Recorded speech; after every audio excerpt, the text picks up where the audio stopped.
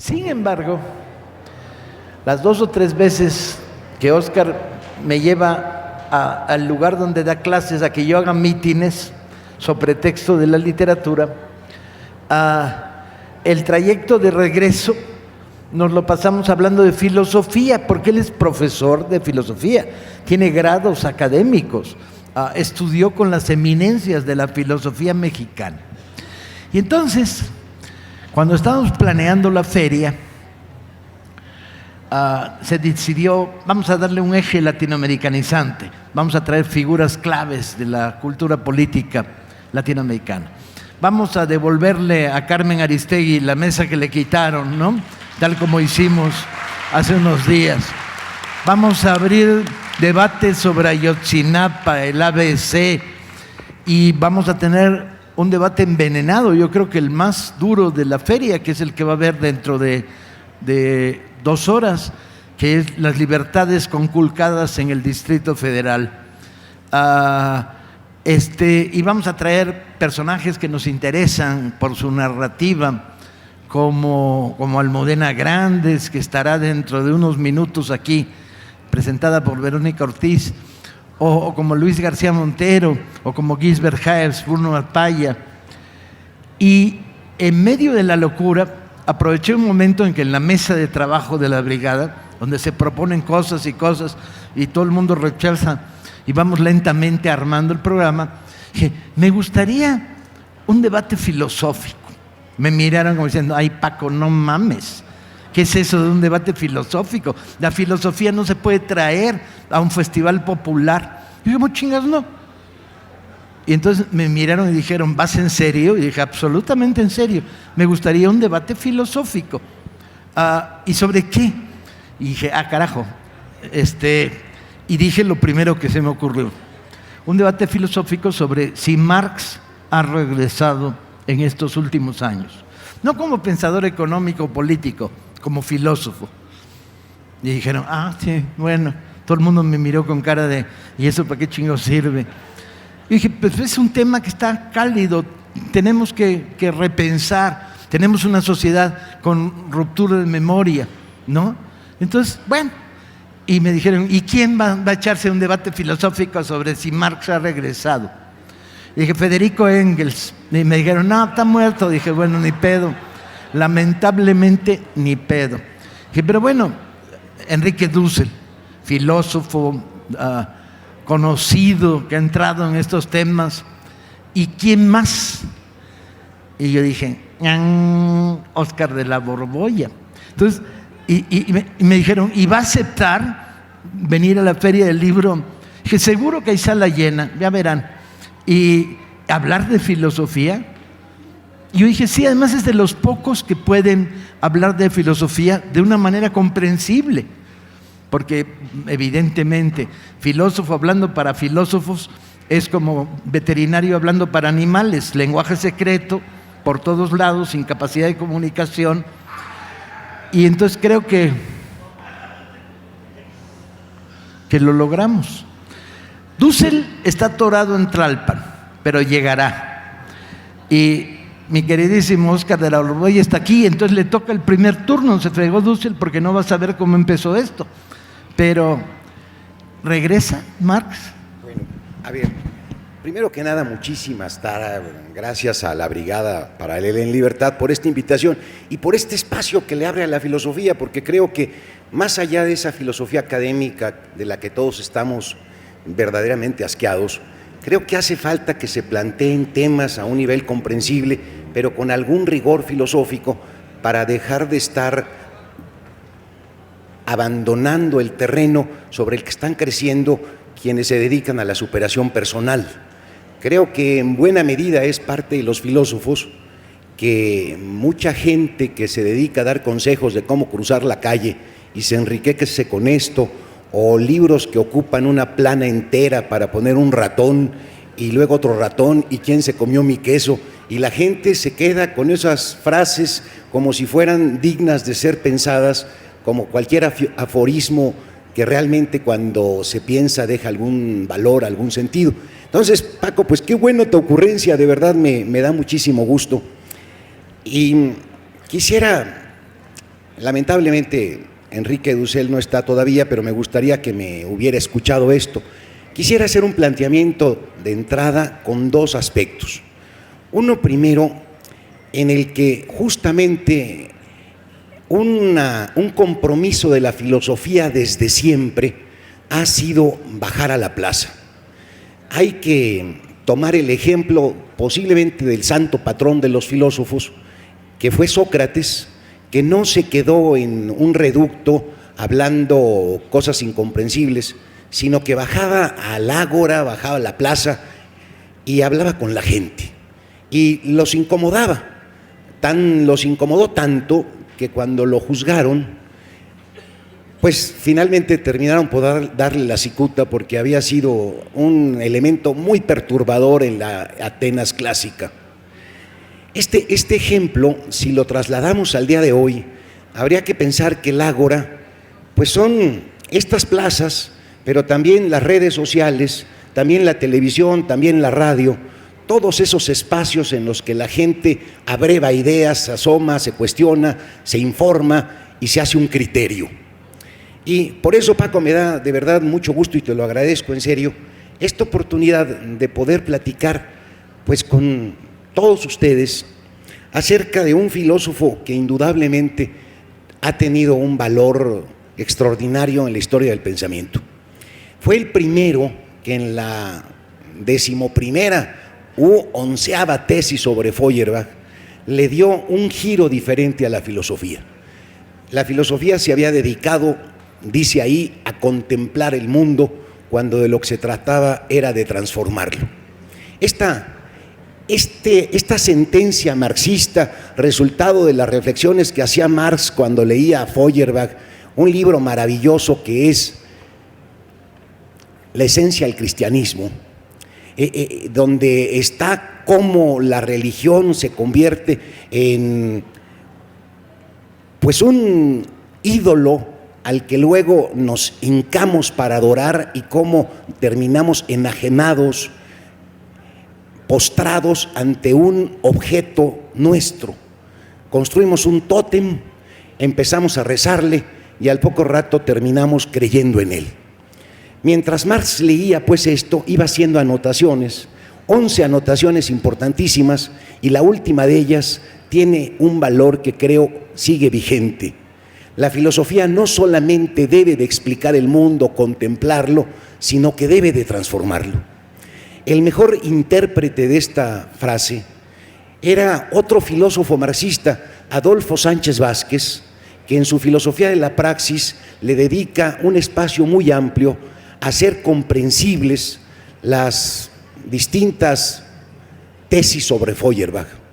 Y justamente ahí dice don Adolfo Sánchez Vázquez que no se trata de no buscar la verdad, hay que tener un conocimiento claro de las cosas, pero no un conocimiento que valga per se por sí mismo, sino un conocimiento que justamente sirva para contribuir a la transformación y a la mejoría del mundo.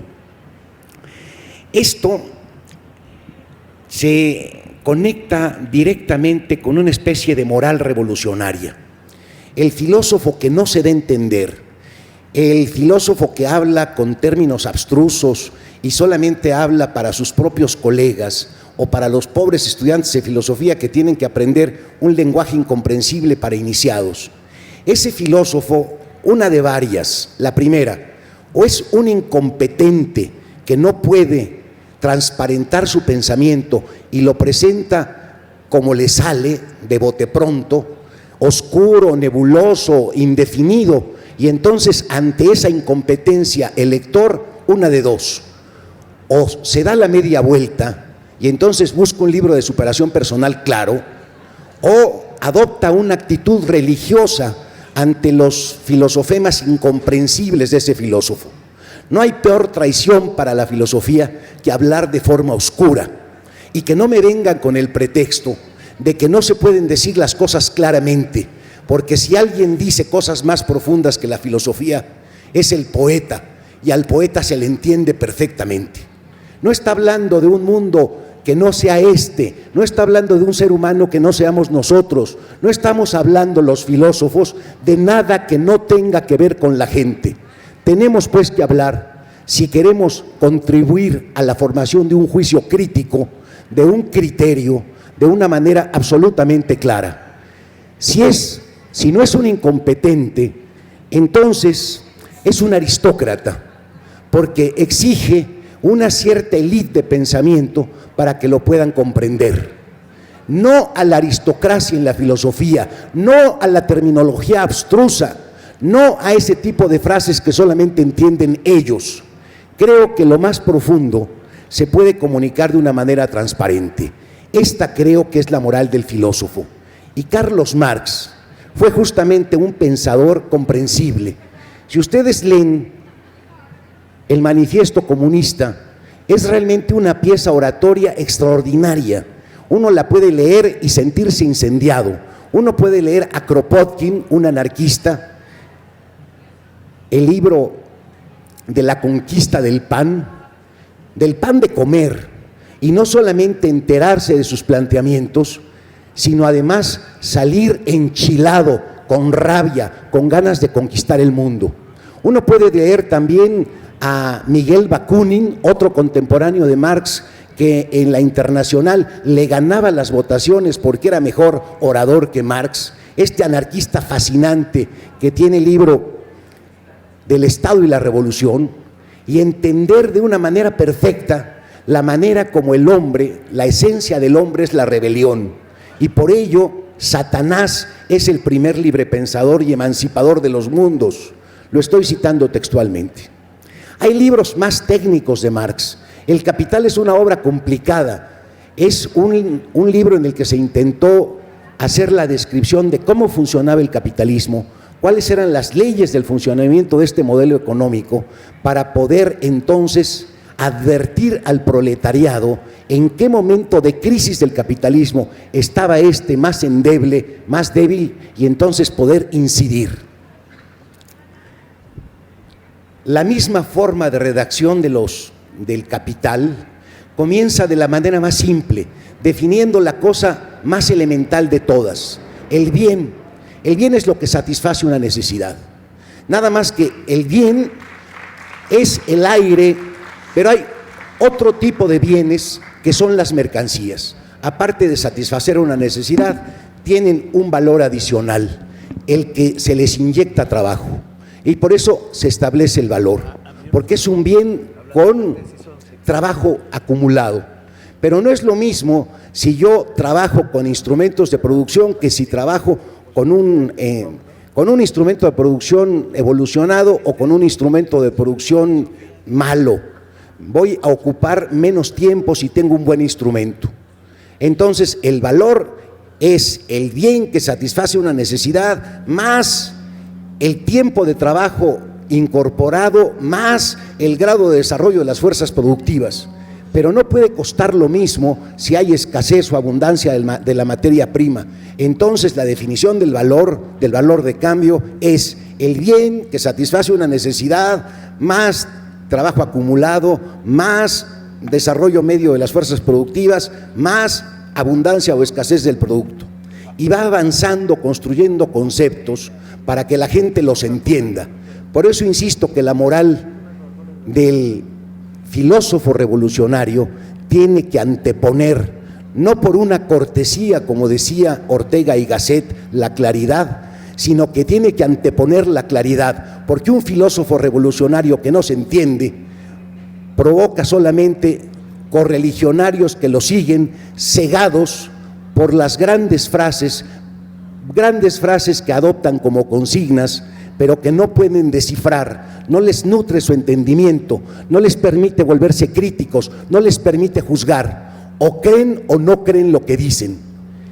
Quería decir en primer lugar esto, agradecer a Enrique que ya esté con nosotros, y en segundo lugar plantear unos problemas que veo para el retorno de Marx.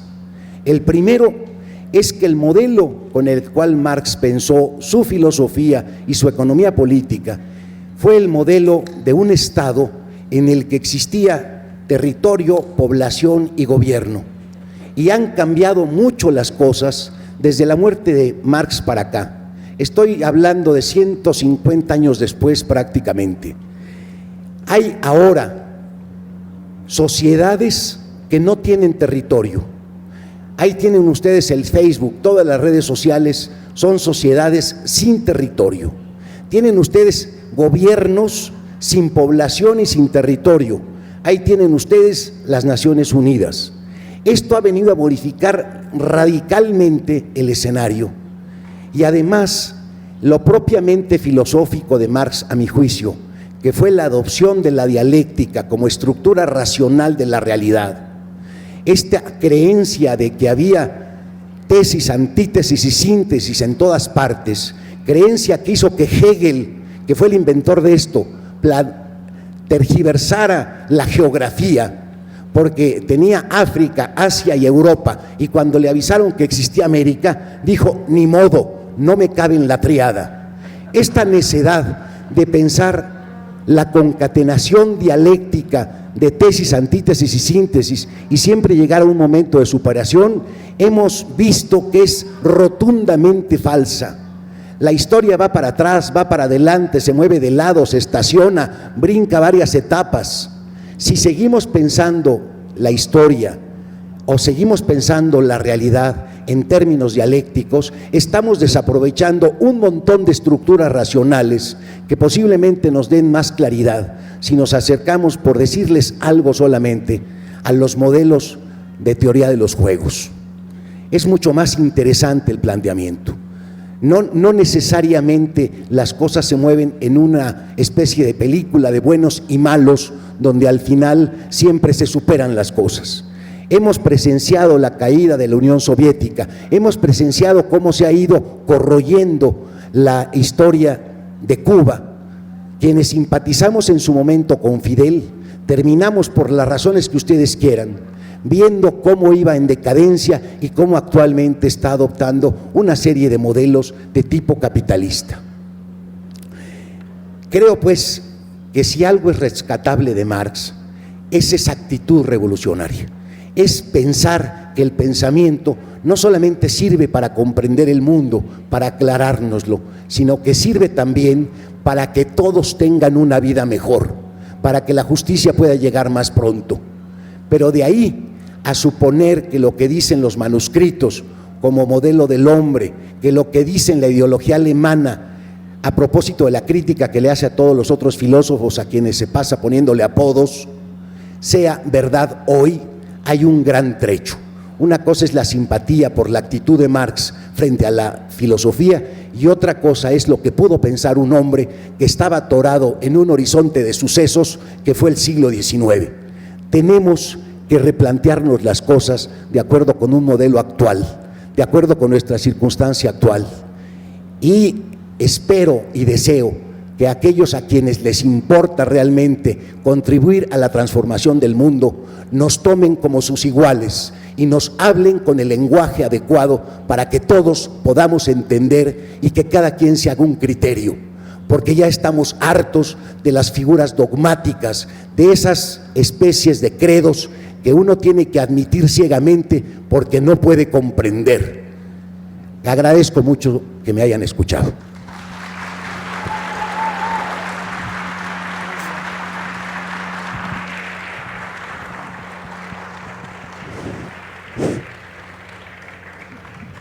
Enrique Dussel con nosotros. Oh.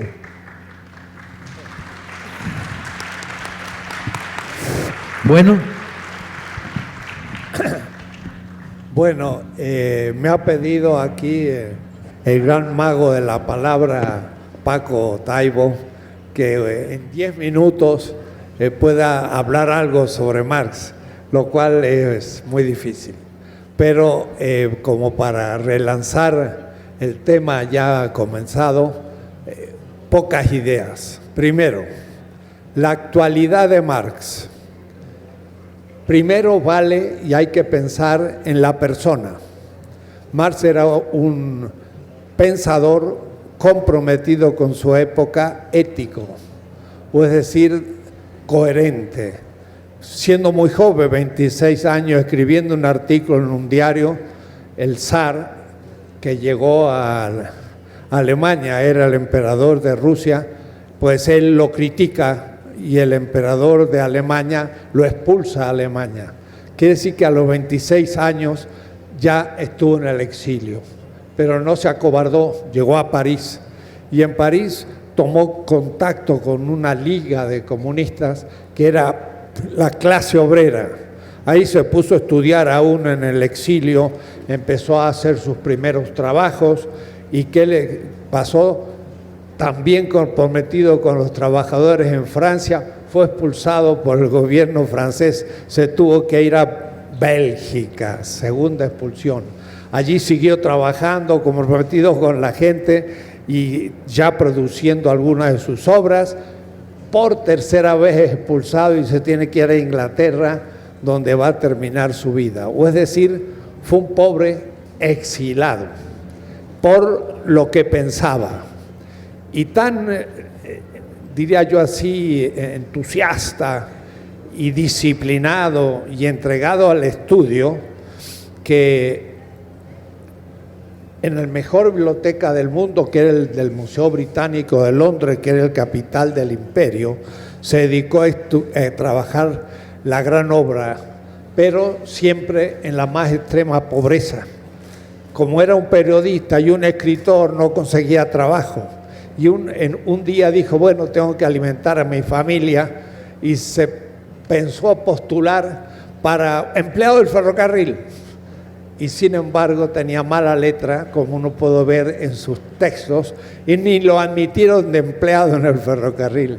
Siguió siendo un periodista pobre. Su hijo Edgar se murió de frío porque tenía mala calefacción en un Londres frío. Y él dijo una frase que lo pinta. Dice, habría que ser muy animales para dar la espalda al sufrimiento de la humanidad. Yo he entregado mi vida para llegar a producir esa obra que se llama El Capital, para la que he entregado mi vida, pero también la de mi familia. Y en cierta manera pedía disculpas a su esposa y a su hijo muerto, pero era un hombre ético entregado a una tarea. Escribió un libro, en realidad muchos, pero uno fundamental, se llama El Capital. Y ese libro sigue siendo absolutamente actual hoy, mientras haya un capitalista.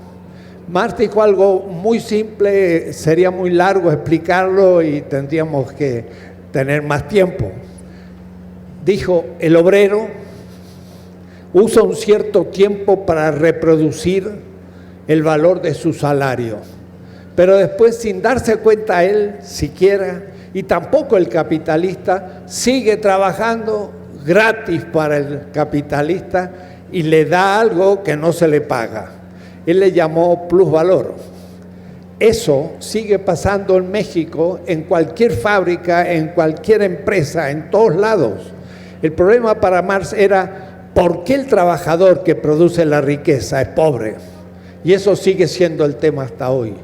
El rico acumula el salario no pagado al obrero y eso es la ganancia. La ganancia es acumulación de salario no pagado. Si pagaran a los obreros todo lo que hacen, no habría ganancia, pero entonces habría que organizar de otra manera la empresa, no en manos de un propietario que tiene ganancia porque explota a sus obreros.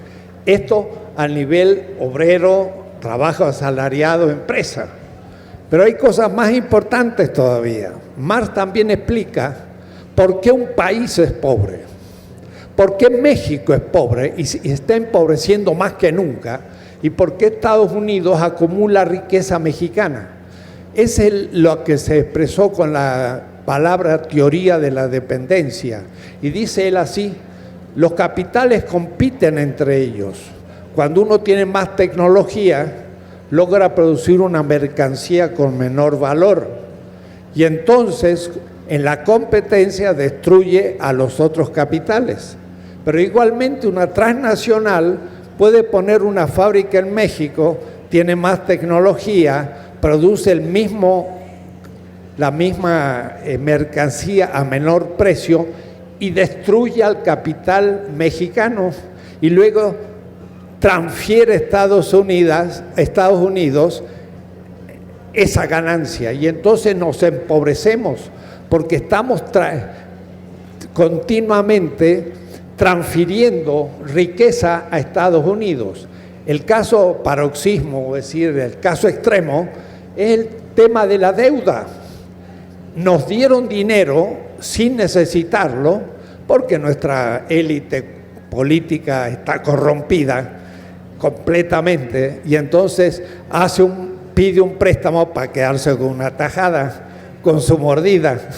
Y lo mismo en todas las negociaciones que hace la burocracia y el Estado, cuyo palacio los tenemos enfrente, que está vendiendo el petróleo mexicano, el gas, está vendiendo la energía, la minería. ¿Y por qué lo vende todo eso a mal precio? Porque está hoy el petróleo completamente con bajo precio para poder sacar su tajada. Pero lo peor es que está vendiendo un bien que ni es del Estado, ni es privado, sino que es común del pueblo. Y sin embargo lo gestiona una burocracia corrompida que lo vende. ¿Pero por qué lo vende? ¿Por qué traiciona a su pueblo? Porque también pide su porcentaje, sus casas blancas. O es decir, si yo no hago negocios, pues no puedo pedir la parte que me corresponde. Entonces, Marx explica cómo transferimos valor a los países centrales, que no tengo tiempo de explicarlo, de suma actualidad. Y lo estamos viendo ante nuestros ojos. El país se está empobreciendo, estamos vendiendo los bienes comunes por migajas, y ese capital se acumula en el norte y nosotros no recibimos nada o muy poco a cambio. Y la burocracia corrompida amasa capital, pero lo pone fuera del país para asegurárselo en dólares. También el país transfiere entonces dinero. O es decir, Marx nos puede explicar como el único autor, no hay otro economista, pues los demás son o capitalistas o, diríamos así, en favor del capital. Marx nos da los mecanismos por la cual un empresario se enriquece del trabajo de sus obreros, y de cómo los países que se llaman más desarrollados explotan a los países menos desarrollados como México. Entonces la gente sabe que ahora quieren hacer un gran aeropuerto, miles de millones de dólares. ¿Para qué? Realmente para hacer un aeropuerto en un terreno que es de lago y que cualquier día se va a hundir un avión en medio del lago. No, quieren aparentar grandes gastos para justamente sacar corrompidamente su tajada, pero nuevamente lo van a invertir en el extranjero, va a decir el país al fin va a perder ese capital. Ese es el tema de fondo, la transferencia del trabajo del obrero que se acumula en capital y la transferencia de la riqueza de un país neocolonial como México que se acumula en los países desarrollados, pero nada como el capital financiero. Porque miren, se dice, el capital se globaliza a todo el mundo. Sí, usted puede enviar dólares de un país a otro, el capital financiero funciona. Como no había agua, me dieron una Coca-Cola. También se puede vender Coca-Cola en todas partes, pero hay algo que no se puede distribuir en todas partes, es el trabajo del obrero. Porque los obreros no pueden pasar la frontera a Estados Unidos. ¿Por qué no pueden pasar los obreros a Estados Unidos? Porque el capital no está globalizado en su esencia, que es el trabajo. ¿Por qué no debe pasar el obrero a Estados Unidos? Porque en México hay mucho menos salario y en Estados Unidos tienen que pagar mucho más salario. Entonces miren cuál es la técnica de las transnacionales. Ponen una inversión cerca de la frontera, en las maquiladoras, absorben un salario muy bajo mexicano, no pagan los 1.500 que tienen que pagarle dólares a un obrero norteamericano, y ese bien con bajo salario mexicano pasa a la frontera y allá absorbe una gran riqueza porque lo hizo un obrero por poco precio. Entonces, el obrero no tiene que pasar en el norte, tiene que mantenerse pobre. Quiere decir que la globalización del capital es una mentira. El capital financiero es mundial, el capital mercantil o comercial es mundial, pero el capital industrial, que incluye mano de obra, está bien protegida las fronteras para que el bajo salario esté en el sur y las transnacionales absorben el bajo salario, pero el producto al llegar a Estados Unidos es como si hubiera sido pagado a un obrero norteamericano y compite con las otras compañías norteamericanas que pagan un alto salario y además compiten con las compañías mexicanas porque tienen alta tecnología.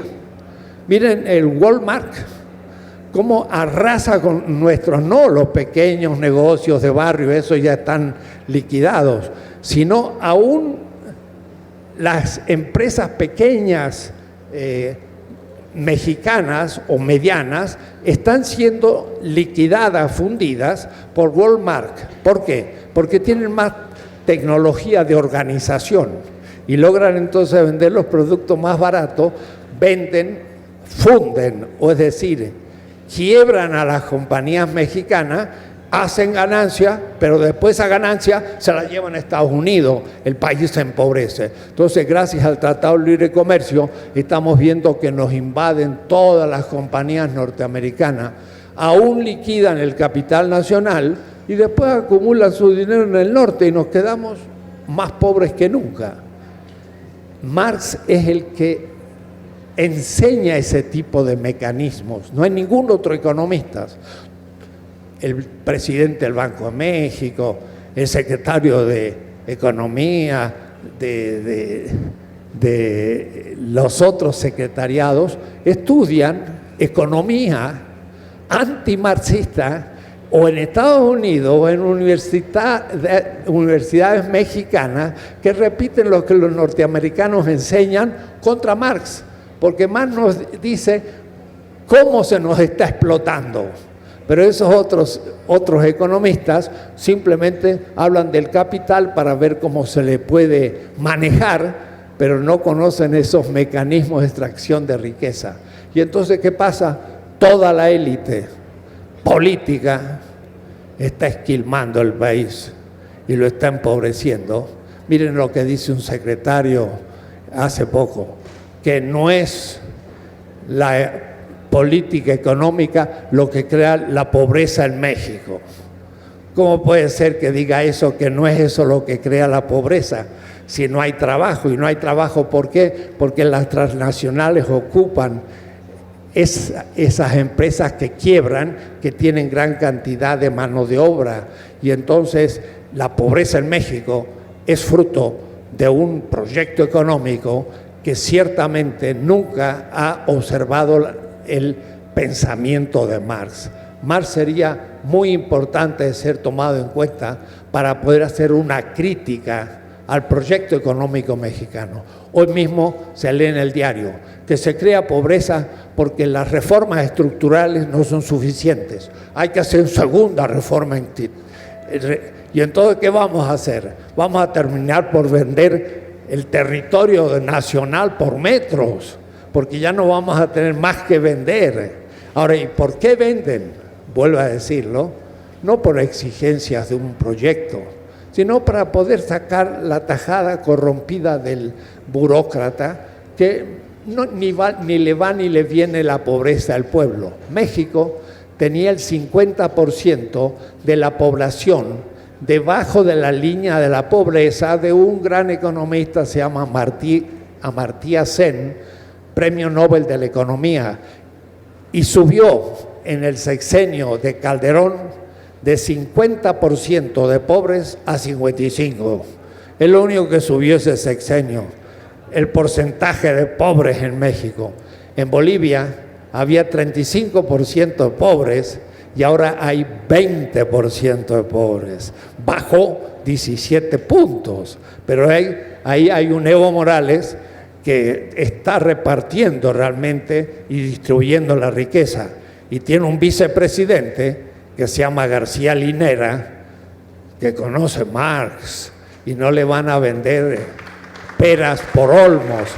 Es un hombre que puede hacer la crítica a la política del Fondo Monetario Internacional, al Banco Mundial, y eso se supone una teoría económica que refute las falacias, o es decir, los errores argumentativos de nuestra élite. Marx es más actual que nunca, porque debo decirle, si algo hizo fue criticar el capitalismo, y lo estamos sufriendo. Y sobre la sociedad que viene, dijo algunos aspectos, pero en realidad no tuvo la experiencia. Por lo tanto, si valen algo, es la crítica a lo que estamos sufriendo. Es absolutamente imprescindible, aunque sea para dejar de ser ingenuos, no para ser marxistas, sino para no ser ingenuos, para creer lo que nos dice nuestro gobierno, formado en aquellos a los que Marx criticó teóricamente y destruyó sus argumentos. Eso a lo que Marx destruyó son los maestros de nuestra gente político que quieren cumplir en un desarrollo capitalista, el desarrollo del país. El país no se va a poder desarrollar más capitalistamente. Va a tener que volver a empezar la crítica al capital de otra manera. Por eso entonces, y no sé si cumplí los 10 minutos, pero el tema es, Marx es más actual que nunca. Cuidado, no es fácil. Y para eso a veces usamos libros que lo explican, pero a veces tampoco son tan simples los libros que lo explican, porque no se puede dar tanta... le voy a dar el ejemplo y termino. Cuando terminó el Capital, Marx lo envía a Engels, que no lo conocía porque no había contribuido en él, y le decía a Engels, ten cuidado de escribir un texto que puedan leer los obreros, que sea popular. Y Marx escribía una vez, 2, 3, 4 veces escribió el Capital, y al final le salió lo que le salió, y le escribió a Marx, a Engels, mira, salió lo que salió, que otros lo traduzcan para el pueblo. Salió una cosa difícil, pero inevitable. Claro, necesitamos a Rius para que lo traduzca para el pueblo.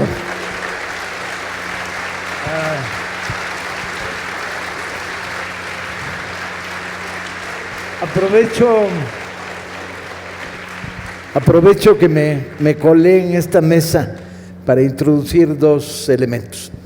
Uno primero es que siempre me sorprende que leyendo las biografías múltiples de Marx, una vez Marx demostró que se sabía de memoria el monólogo de Segismundo, el monólogo de la vida es sueño, que yo creo que es uno de los cantos más bellos a la libertad que ha producido la literatura española, y se lo sabía de memoria, porque un día fue a firmar un libro de visitas y lo repitió completo.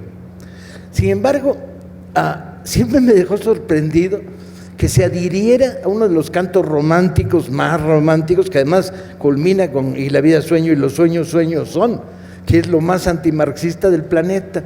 Entonces, esta especie de esquina escondida de Marx siempre me interesó. Y la segunda sí es una reflexión política, que es, yo como muchos de los militantes de mi generación me formé en el marxismo, luego fui lo bastante inteligente como para aprender de Bakunin, me adherí rápidamente a una lectura de la Revolución Gandhiana, reflexioné sobre el guevarismo, porque para mí era fundamental establecer un punto de ruptura con el marxismo neandertal que mi generación conoció. El marxismo neandertal era una especie de organización de una nueva iglesia en la cual se reunían 3, pasaba un mes y expulsaban a uno, y luego los 2 que quedaban se escindían, por razones además que no tenían nada que ver con la realidad nacional. Eran las bizarras discusiones sobre la ausencia de una cabeza del proletariado para una izquierda que era incapaz de conectar con el proletariado en los años 70, después del gran auge de fines de los 50. Me preocupaba y me sigue preocupando la vitalidad del regreso de Marx, pero no como doctrina. La doctrina es lo más antimarxista y más antiizquierda que se puede imaginar. Un pensamiento cerrado, con reglas cerradas y con predefiniciones sobre todo. La doctrina son como las galletas chinas, hombre. Las abres y tienen respuesta para todo, ¿no? Pero no, y es pensamiento básicamente conservador y religioso.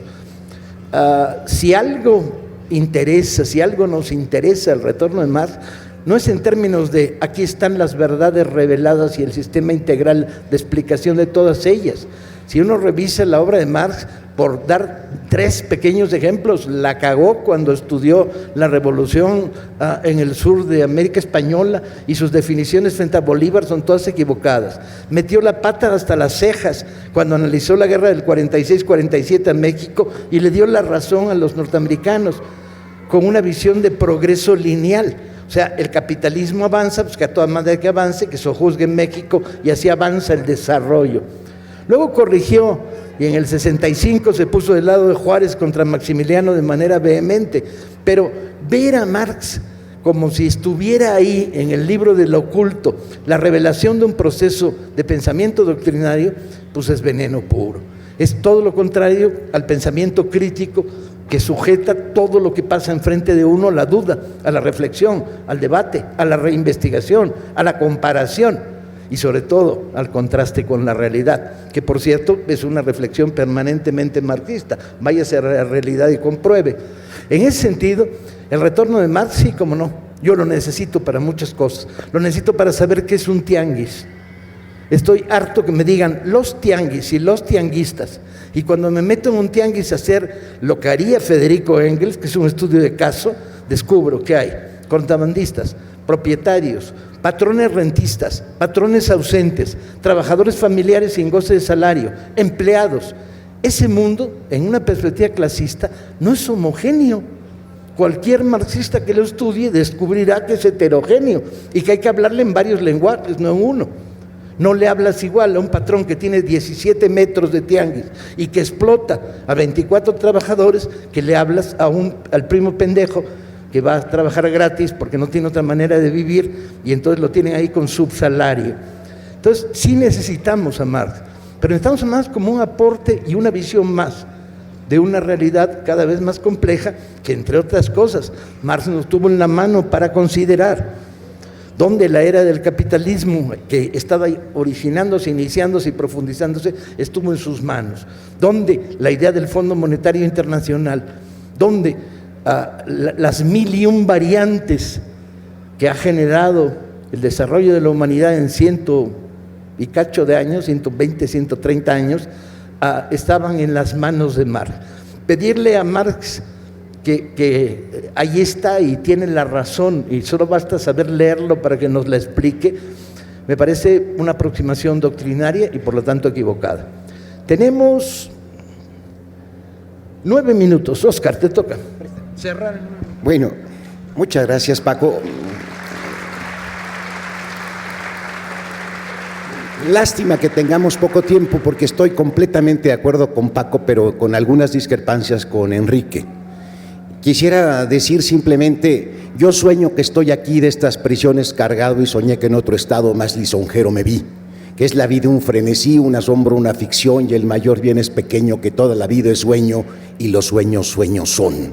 Yo también me lo sé, Paco, para que veas. Pero aparte de esto, lo que yo quería decir es que Marx se dedicó durante dice, no sé cuántos años. Óscar, el público queremos que lo repitas. No. Sí. Después. No. Yo sueño que estoy aquí de estas prisiones cargado y soñé que en otro estado más lisonjero me vi, que es la vida un frenesí, una sombra, una ficción, y el mayor bien es pequeño, que toda la vida es sueño y los sueños sueños son. El compañero Calderón de la Barca, bueno, ataca. Nada más un par de ideas. Durante una decena de años por lo menos, Marx se encerró en la biblioteca de Inglaterra a estudiar. Y ahí recibió una carta de Engels diciéndole: vente a París, porque se está presentando acá el movimiento más importante de la historia de la humanidad, que es la Comuna de París. Y Marx le contestó: no tengo tiempo, no tengo tiempo. Él estaba justamente preparando lo que actualmente se conoce como los Grundrisse, los fundamentos. Son unos tomotes enormes, porque Marx solamente escribió el primer tomo del Capital y a partir de los Grundrisse, Engels terminó el segundo y el tercero de los tomos del Capital. Este trabajo no era simplemente para explicar algo con el sentido común con el que podemos denunciar la injusticia que ocurre en nuestro país o la injusticia que ocurre en muchas partes. Fue un esfuerzo intelectual grandioso por tratar de encontrar un modelo racional que explicara las leyes del funcionamiento del capitalismo, no simplemente una serie de lugares comunes como para hacer una denuncia periodística. Lo que traía Marx entre manos era un modelo racional, insisto, y la experiencia de la forma más desarrollada del capitalismo en su tiempo era la de Inglaterra, y ni siquiera era suficientemente desarrollado el capitalismo como para poder entender cómo funcionaría ese modelo. Y tuvo que extrapolar y exagerar las cosas que le constaban en los hechos históricos para crear este modelo y que tuviera un poquito más de amplitud. Y en ese modelo no está considerado cómo iba a desenvolverse el capitalismo y volverse imperialismo, y no está considerado en ese modelo cómo iba a afectar el capital financiero, que ahora es capaz de ser realmente una fuerza de riqueza que pone en crisis la economía de un país, si estos capitales golondrinos deciden cambiarse de un lugar al otro. No lo podía prever. No podía prever tampoco el desarrollo tecnológico que iba a darse. No lo previeron ni los utopistas. Nadie se le ocurrió que iba a haber algo tan extraordinariamente distinto como es el Internet. A nadie se le ocurrió. No se le pudo haber ocurrido tampoco que uno de los factores más decisivos de las economías actuales es justamente el poder del narcotráfico. Esto no lo pudo haber previsto. Pensar que en el capital está la verdad para entender la racionalidad del mundo que vivimos es completamente equivocado. Creo que lo rescatable de Marx, insisto, es un poco lo que decía Paco, esa actitud de buscar la denuncia a través del conocimiento de las injusticias, pero si algo necesitamos es un nuevo Marx, no marxistas. Muchas gracias.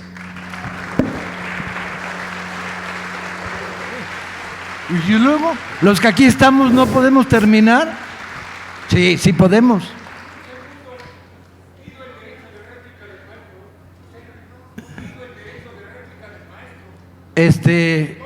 ¿Y qué tal si ejercemos el derecho de réplica de los 750 que estamos aquí? A ver, ¿le damos derecho de réplica? Eso me recuerda un bonito chiste, que es el momento en el cual Cristo desciende sobre el Zócalo y le dice a la plebe, ¿saben a qué vine? Y la plebe dice, no, y se va. Y al día siguiente regresa y dice, ¿saben a qué vine? Y la plebe, que somos chilangos y muy pinches vivos, dice, ¡sí! Y entonces Cristo se va. Y en la madre, el tercer día la raza dice, la mitad que diga que sí, la mitad que diga que no, ¿no?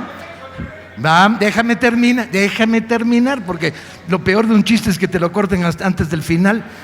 Y entonces la raza, que es muy viva, dice sí y no. Y entonces, titular del Excelsior del día siguiente, Cristo se volvió a ir y dijo, los que digan que sí, que se lo cuenten a los que digan que no. Entonces, respecto al derecho de réplica, pues tenemos 5 minutos. A ver, despáchate. Dussel. Yo estoy muy de acuerdo con lo que acabas de decir, que de lo que hay que admitir en Marx es ese espíritu primero de conocer lo real. Él leía todos los días en el Museo Británico todas las noticias que había sobre la crisis económica y demás. Ahora, tenía una enorme capacidad teórica de poder llegar a la profundidad del asunto. Entonces, yo estoy de acuerdo que Marx llegó a un límite, murió en 1883 y tenía solo 64 años y van a venir muchas cosas en la historia.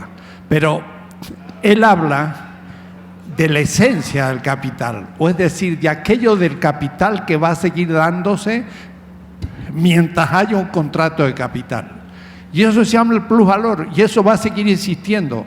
Y no porque sea marxismo, sino porque es un hecho inevitable. Entonces no hay que dejarlo como una cosa superada. Pero es más, si se lo lee en profundidad, era un hombre de enorme capacidad y cultura, justamente aprendió el castellano, leyó el Quijote, pero también sabía el griego y el latín y el hebreo. Era un hombre de una cultura extraordinaria, sabía de teología muchísimo, por eso que también era un hombre postsecular. Habló del ateísmo cuando era joven, pero después echó a Bakunin cuando le quiso introducir en el Internacional una asociación de ateos socialistas, y le escribió a Engels: el tonto Bakunin me quiere meter en el Internacional una asociación teológica de ateos. Marx no estuvo por el ateísmo, el materialismo de Marx no era lo que nos contaron, no era la infraestructura determinante de la supraestructura. Todo eso es el marxismo-leninismo que ha quedado atrás, pero Marx no era marxista-leninista, era un creador, y en eso estoy de acuerdo. Pero hay que leerlo bien, porque él ya está hablando de muchos otros temas. Por ejemplo, él trabaja el capital nacional, pero él sabe que lo concreto es el capital internacional. Y el capital internacional es el que podría determinar la relación de Estados Unidos con México dentro del capital mundial. Pero no tocó explícitamente el tema. Pero tiene cientos de textos en donde demuestra que un país menos desarrollado, y uso esa palabra, puede transferir trabajo a un país más desarrollado. Y ese es el tema de la dependencia y del imperialismo, que aunque no lo formuló como Lenin, porque no podía hacerlo, ya vislumbró y lo dijo explícitamente el fondo de esa transferencia de valor, que es lo que explica hoy la pobreza de México. Quiere decir que lejísimo del marxismo ortodoxo, estándar o como ustedes le quieran llamar, estoy yo. Pero cuidado, hay que leer bien a Marx, porque dijo más de lo que el marxismo pensaba. Y en eso es muy actual. Entonces, sí, habría un debate que hacer, que uno puede decir, estoy con Marx, pero no con el marxismo tradicional, que también se burocratizó y se transformó en una ideología stalinista, ideológica y fetichista, y que desapareció por suerte, y ahora tenemos que hacer un mundo más allá del capitalismo, y Marx nos es imprescindible, pero en el fondo, no en las algunas intuiciones, sino en conceptos bien teóricamente formulados. Por eso que yo estoy por la experiencia, por la praxis, pero cuidado, sin teoría no hay praxis. El Che Guevara, cuando era estudiante de médico, leía Trotsky, leía Marx y tenía teoría. Y gracias a esa teoría se lanzó a ir a ver el leprosario en el Perú. Era un teórico y por eso era también un práctico, y era un aventurero y un romántico. Todo lo cual tenía también en parte el propio Marx. Empezaríamos un buen diálogo, porque tenemos que seguir a Marx, pero si realmente lo leemos en profundidad hoy. Bueno,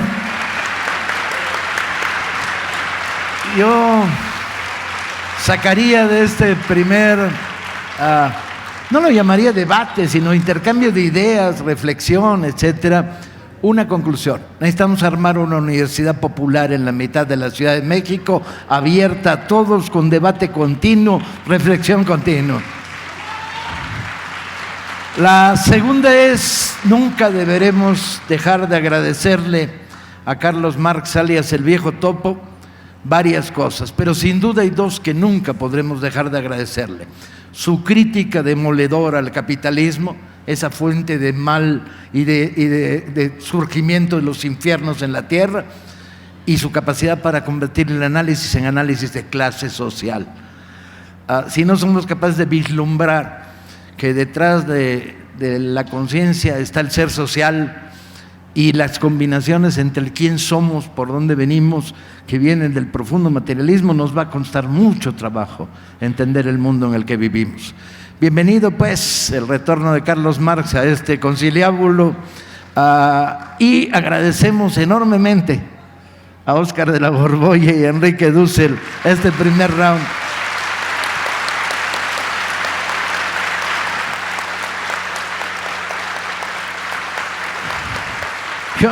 Yo no sé si ustedes, para un discurso como este, terminar diciendo que creo en la magia es verdaderamente un desatino, pero díganme si no es magia que haya 800 personas en un debate filosófico, ¿no? Bien, va a estar con nosotros la novelista española Almudena Grandes, que se encuentra ya con nosotros, sí, ahí está. Y la segunda parte de este debate,